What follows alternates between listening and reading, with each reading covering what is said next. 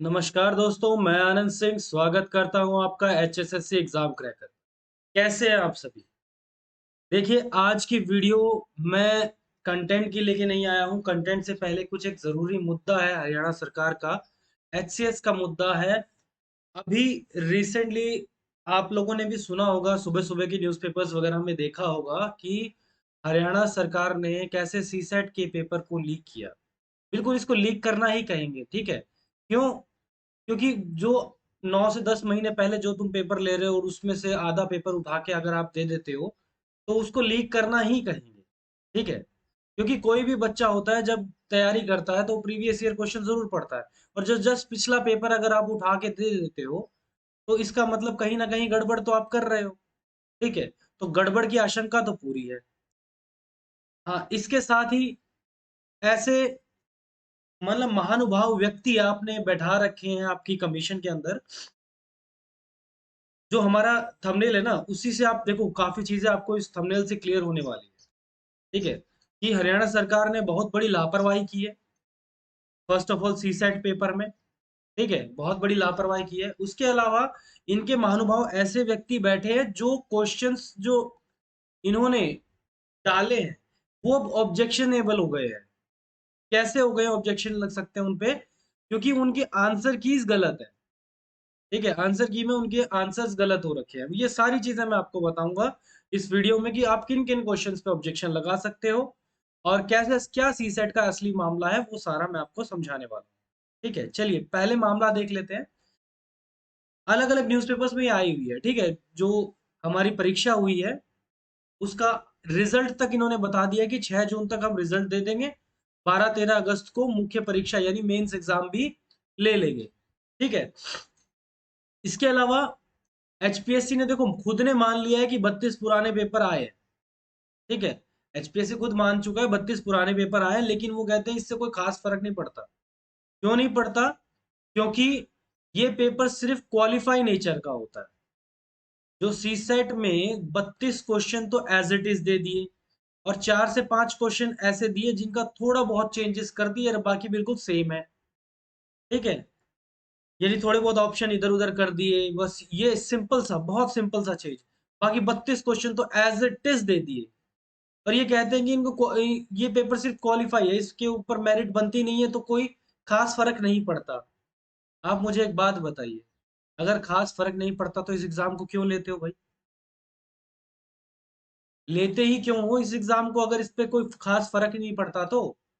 अरे सीधी-सीधी बात है, कोई बच्चा जब एग्ज़ाम की तैयारी करता है, क्वालीफ़ाई करता है, अगर आप लोगों में से किसी ने पेपर दे किया दिया हो, तो 40 से 45 क्वेश्चंस करने में पूरा टाइम खत्म हो गया था। 45 क्वेश्चन को क्रॉस करना बहुत ही हार्ड वर्किंग काम हो गया था सभी के लिए, ठीक है? और अब मान के चलो कि मुझे पता है कि 32 क्वेश्चन ये आएँगे या प्रीवियस ईयर क्वेश्चन में से 32 आएँगे। मैं वो 32 के 32 क्वेश्चन 5 मिनट के अंदर टिक करके भर दूँगा। और फिर 32 के बाद अगर क्वेश्चन पेपर सॉल्व करने लगूँगा और 20 क्वेश्चन भी सॉल्व किए, तो भी 52 क्वेश्चन हो जाएँगे। मैं मेरे सीसेट को आसानी से क्वालीफाई कर लूँगा, ठीक है? मेरे सीसेट को आसानी से क्वालीफाई कर लूँगा। क्योंकि अगर सीसेट क्वालीफाई होता है, तो ही आपका जीएस पेपर चेक होता है।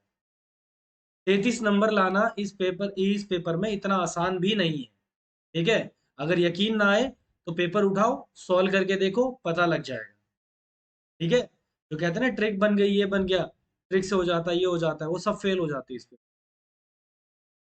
नेक्स्ट आगे की बात करते हैं। इन्होंने कहा कि भाई हम तो रिजल्ट की तैयारी कर रहे हैं, कैंसल नहीं करेंगे। ये एग्ज़ाम कैंसल नहीं होने वाला है, ठीक है? कैंसल नहीं होने वाला है, ये रिजल्ट की तैयारी कर रहे हैं। 12-13 अगस्त को इनको मेंस भी लेना है। तो ऐसे में मैं आपको ऑब्जेक्शनेबल क्वेश्चंस बता देता हूँ। कितने ऑब्जेक्शनेबल क्वेश्चंस हैं? ये मैं अभी तक टोटल 5 ऑब्जेक्शनेबल क्वेश्चंस ढूँढ पाया हूँ। ठीक है? 100 में से 5 ऑब्जेक्शनेबल क्वेश्चंस मैं ढूँढ पाया हूँ, हो सकता है इससे ज़्यादा हो। हो सकता है इससे ज़्यादा हो, 7 हो, 8 हो, 9 हो, 10 हो, लेकिन 5 मेरी नज़रों में पड़े कि हाँ भाई ये तो कन्फर्म गलत है, ठीक है? और इनकी आंसर की में प्रॉपरली गलत है। कैसे? और मैं ये जो क्वेश्चन आपको बताने वाला हूँ ना, ये वो बताने वाला हूँ जो मास्टर पेपर में है, ठीक है? ऐसा नहीं है कि किसी स्टूडेंट का पेपर उठाया स्कैंड फॉर्मेट में मैं उसको बता दूं ये गलत किया है इन्होंने, ये गलत किया है। नहीं, जहां ऑब्जेक्शन लगने हैं मास्टर पेपर से, मैं वही आपको बता रहा हूँ। मास्टर पेपर में क्वेश्चन नंबर 38, ठीक है, क्वेश्चन नंबर 38, क्वेश्चन नंबर 38 में ये कहा गया था कि कॉन्स्टिट्यूएंट असेंबली जो हमारी संवैधानिक सभा है उसकी समिति, कुछ समितियां बनाई गई थी, उनके चेयरपर्सन कौन कौन थे, और इनमें से हमें ये बताना था कि इनके सामने इनके व्यक्तियों के नाम लिखे हुए हैं, जैसे language committee Jawaharlal Nehru, union power committee मोतरी, ये कौन है, Satyanarayan, minority committee H C. Mukherjee, fundamental rights sub committee J B. Kripalani, advisory committee on fundamental rights Vallabhbhai Patel. देखो ये, इनको क्वेश्चन इन्होंने ऐसे फ्रेम किया था जैसे यूपीएससी का अब लेटेस्ट पैटर्न चल रहा है।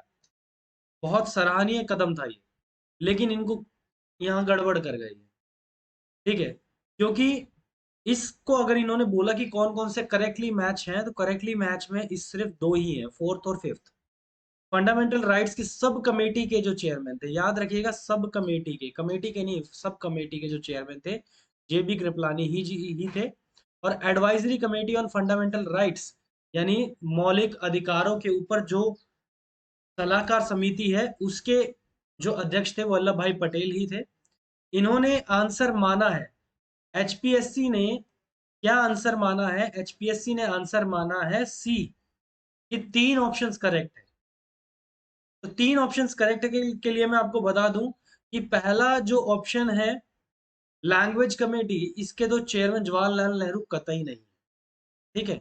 यूनियन पावर कमेटी के चेयरमैन जवाहरलाल नेहरू है, ना कि मोतरी सत्यनारायण जी है, ठीक है, मोतूरी सत्यनारायण जी नहीं है। तो ये दो ऑप्शन तो गलत हो जाते हैं सीधे सीधे। तो ये अब तीसरे किसके आधार पे मान रहे हैं, माइनॉरिटी कमेटी के आधार पे एच.सी. मुखर्जी? बिल्कुल नहीं हो सकता, क्योंकि एच.सी. मुखर्जी चेयरमैन थे माइनॉरिटी सब कमेटी के, माइनॉरिटी सब कमेटी के चेयरमैन थे, ना कि कमेटी के चेयरमैन। तो पहला ऑब्जेक्शनेबल आपका ये लगता है कि करेक्ट आंसर क्या होगा इसका, करेक्ट आंसर इसका हो जाएगा B, only only two pairs are correct, सिर्फ दो पेयर्स करेक्ट है, ठीक है। तो इसका करेक्ट आंसर बी हो जाएगा, सी इसका आंसर नहीं है। अगले क्वेश्चन पे चलते हैं। अगला क्वेश्चन मास्टर पेपर में है, क्वेश्चन नंबर 45। इसमें केशवानंद भारती केसेस से रिलेटेड दो स्टेटमेंट दी हुई,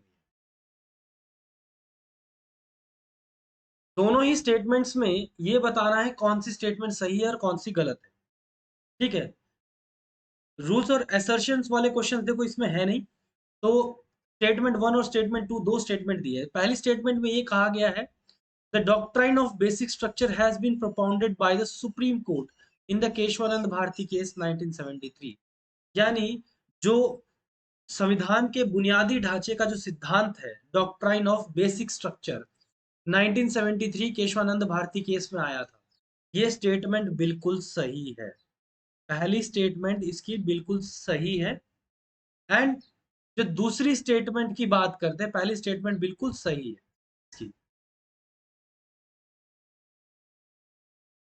कि फर्स्ट स्टेटमेंट बिल्कुल सही है। सेकंड स्टेटमेंट की बात करें तो Indian parliament has the power to amend the whole constitution, क्या भारतीय संसद के पास पूरे संविधान के संशोधन करने की शक्ति है? हाँ जी, बिल्कुल है, क्योंकि ये बात केशवानंद भारती केस में ही कही गई थी कि जो भी पार्लियामेंट है वो चाहे तो पूरे संविधान को बदल सकती है, लेकिन उसके पास एक दिक्कत आएगी, लेकिन यहाँ पे शब्द आगे आता है लेकिन। डॉक्ट्राइन ऑफ बेसिक स्ट्रक्चर यही कहता है कि बेसिक जो बुनियादी ढांचा है संविधान का, वो बदलना नहीं चाहिए।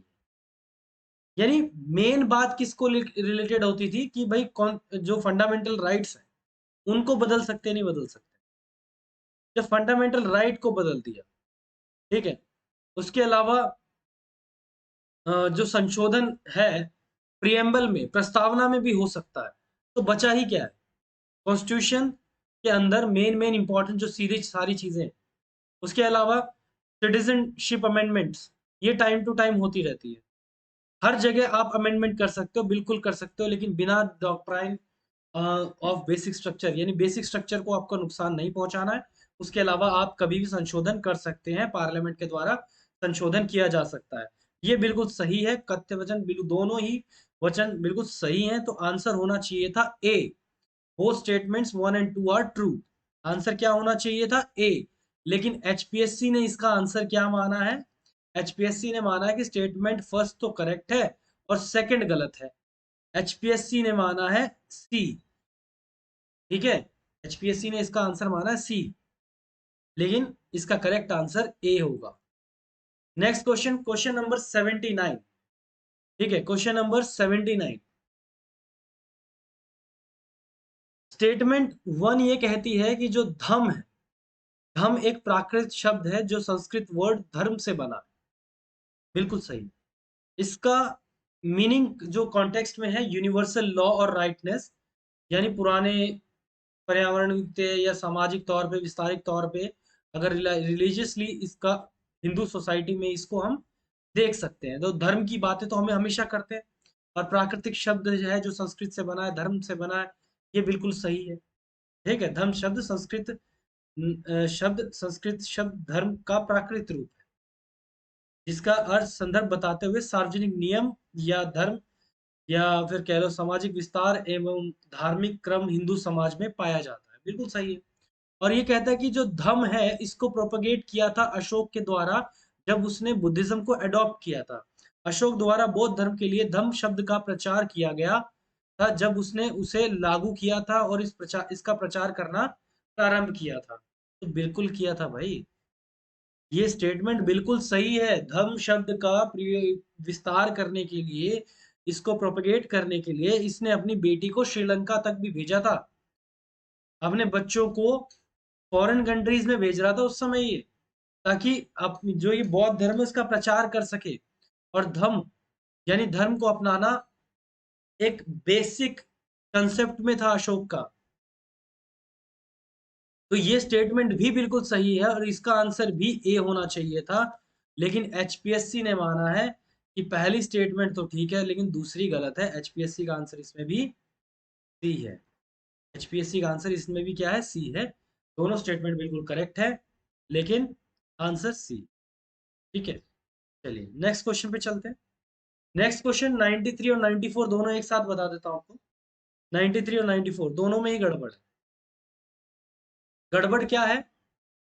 औरंगजेब ने कुवैत उल इस्लाम मॉस्क बनाया चिंतामणि टेम्पल को तोड़कर। ये कहना चाहता, यानी कि औरंगजेब ने एक चिंतामणि नाम से जो मंदिर है उसको तोड़ दिया और उसकी जगह कुवैत उल इस्लाम मस्जिद बना दी। लेकिन आज तक हमने हिस्ट्री में क्या पढ़ा है कि कुवैत उल इस्लाम जो मस्जिद है उसको बनाया गया था कुतुबुद्दीन ऐबक के द्वारा, वो भी दिल्ली में। तो जो कि इसकी सेकंड स्टेटमेंट है, तो इस हिसाब से जो सेकंड स्टेटमेंट है वो बिल्कुल सही है। और फर्स्ट स्टेटमेंट को मैंने तो कहीं पढ़ा नहीं है। ठीक है, मैंने इस स्टेटमेंट को कहीं पढ़ा नहीं है, किसी और टीचर ने भी नहीं पढ़ा होगा। अगर आपने पढ़ा है तो प्रूफ देख लीजिए, अदरवाइज एचपीएससी से प्रूफ मांग लीजिए, क्योंकि उन्होंने कहा है कि इसका आंसर ए है। एचपीएससी ने इसका आंसर क्या दिया है? एचपीएससी ने इसका आंसर ए दिया है। लेकिन इसका आंसर होना चाहिए कि statement first is false and second is true. Answer क्या होना चाहिए? इसका आंसर होना चाहिए डी। करेक्ट आंसर डी होगा। ठीक है, करेक्ट आंसर इसका क्या हो जाएगा? डी हो जाएगा। चलिए क्वेश्चन नंबर 94। विरूपाक्षा और पंपा देवी के जो मंदिर है उनको ब्यूटीफुली एक पैलेस डिजाइन की तरह बनाया गया है, लाइक विजयनगर के अंदर। ठीक है, ये स्टेटमेंट बिल्कुल सही है। और विजयनगर रूरल्स ने अपने अर्लीस्ट पुराने ट्रेडिशंस को मान के, इनोवेट करके और अच्छे से, ठीक है, अच्छे से फर्दर इनको डेवलप किया। ये बिल्कुल सही है। विजयनगर एम्पायर के जितने भी रूलर्स थे वो ट्रेडिशन इनोवेशंस की तरफ ज्यादा ध्यान देते थे, और विरूपाक्षा और पंपा देवी जैसे टेम्पल्स हैं वो आप देखोगे तो किसी महल से कम नहीं लगेंगे आपको। तो ये दोनों ही स्टेटमेंट बिल्कुल सही हैं। ठीक है, इन दोनों ही स्टेटमेंट के जो आंसर्स हैं वो बिल्कुल सही हैं, दोनों स्टेटमेंट बिल्कुल करेक्ट है। आंसर इसका ए होना चाहिए था। ठीक है, आंसर इसका क्या होना चाहिए था? ए। ए इसका करेक्ट आंसर होना चाहिए, लेकिन दुर्भाग्य से इन्होंने अपनी उसमें बोल दिया कि जो डी है, डी आंसर है एचपीएससी की तरफ से। स्टेटमेंट फर्स्ट गलत है और स्टेटमेंट सेकंड सही है। तो 93 94 में इन्होंने ऑप्शन ही पलट दिए। I don't know typing error है या इतने अनएफिशिएंट लोग यहाँ पे बैठा रखे इन्होंने।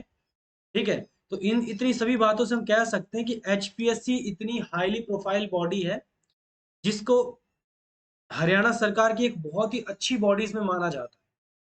ठीक है, ग्रुप ए सर्विसेज और बी सर्विसेज की जॉब्स देना इन्हीं का काम है। और भाई साहब यहाँ इतने अनएफिशिएंट लोग बैठे हैं, और अनएफिशिएंट मैं इनको क्यों बोल रहा हूँ, क्योंकि एक आंसर की तक ये ढंग से नहीं बना सकते, एक पेपर ये ढंग से डिजाइन नहीं कर सकते, तो ये एचपीएससी में बैठ के कर क्या रहे हैं?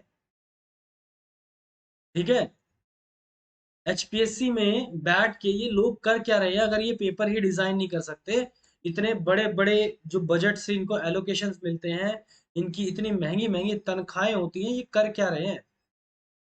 ये बिल्कुल अनएफिशिएंट काम था इनका। ठीक है, 5-5 क्वेश्चन इन्होंने गलत कर दिए, मेरे अकॉर्डिंग 5 गलत किए, हो सकता है और भी ज्यादा हो। एक क्वेश्चन के लिए 250 रुपए है, 1250 रुपए लग गए। ठीक है, इंटू 5 करोगे तो 1250 रुपए तो आपके लग चुके हैं, सिर्फ केवल और केवल आंसर की को करेक्ट कराने के लिए। 1250 रुपए पर स्टूडेंट। ठीक है, पहले जनरल का बच्चा 1000 रुपए देकर फॉर्म भरता है, फिर 1250 रुपए देकर उसकी आंसर की को, इनकी आंसर की को करेक्ट कराएगा। ठीक है, चलिए, ये आज के लिए इतना ही था।